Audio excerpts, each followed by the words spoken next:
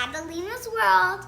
Today we are going to be reading Bear and Chicken, illustrated by Jannie Ho and by Jannie Ho. And Jannie Ho was my auntie's good friend. They both went to college together. It was amazing. Now let's read. One very cold day, Bear was hungry from his morning walk when he saw a chicken frozen in the snow. "How is one to frost a chicken?" said Bear. Bear burrito-wrapped Chicken in his favorite blanket. Chicken woke up to the sound of the hot, crackling fire. Bear smiled. But all Chicken saw were his sharp teeth. "Hello there," said Bear as he reached for his cookbook.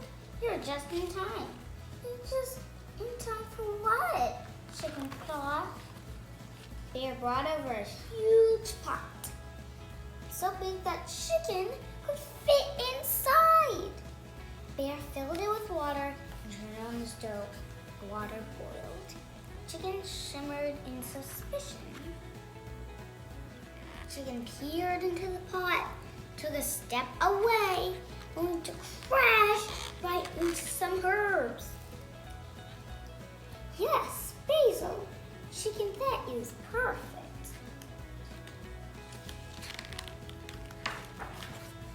Bear began sharpening his knife. Onions chop, carrots chop, celery chop chop. What else is missing?" said Bear. He looked over at Chicken. "Chicken, come a little closer and smell the delicious soup," Bear said. "It's almost time for lunch." "He's gonna make me into lunch," Chicken gasped.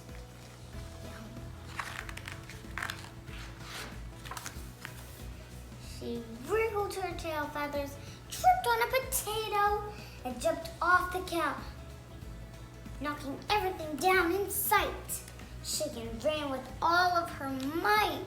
What do you think's gonna happen next in the story? Chicken zigzagged through the trees, but soon Bear closed in on her.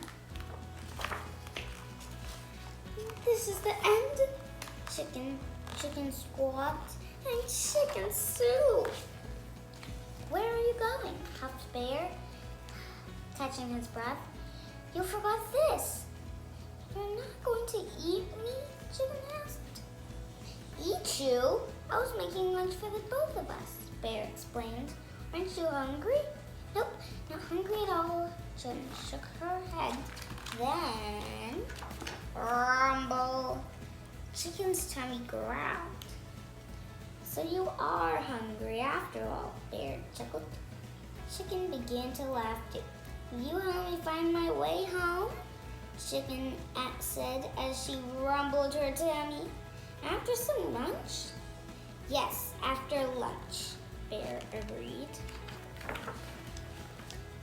The two new friends walked back to Bear's cabin, where a big pot of vegetable soup was waiting for them.